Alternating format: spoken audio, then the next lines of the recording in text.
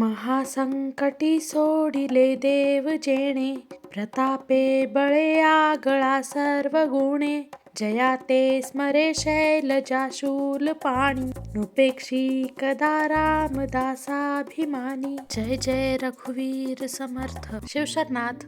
तर आज आपण बनवतोय कोबी मंचुरियन. कोबी मंचुरियन हा एक लोकप्रिय इंडो चायनीज पदार्थ आहे. हा मूळचा चायनीज वगैरे काही नसून भारतातच विकसित झालेला आहे आणि ही एक फ्युजन डिश आहे बरं का.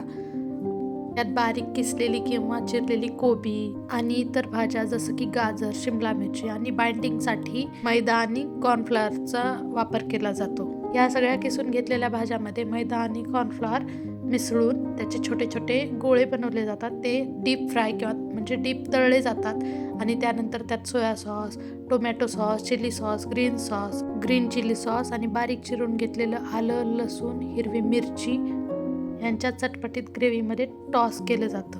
याला ड्राय आणि ग्रेव्ही अशा दोन प्रकारे बनवलं जातं, पण आपण आज इथं ड्राय व्हर्जनमध्ये बनवतो आहे. राईससोबत, नूडल्ससोबत ही साईड डिश म्हणून खाल्ला जातो आणि भारतात जागोजागी म्हणजे इवन सगळीकडेच हा स्ट्रीट फूड म्हणून खूप प्रसिद्ध आहे.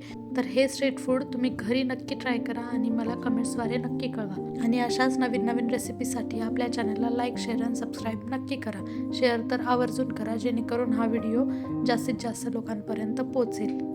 आणि हो, इथे आपण मैदा किंवा कॉर्नफ्लॉवरचा जास्त यूज केलेला नाही.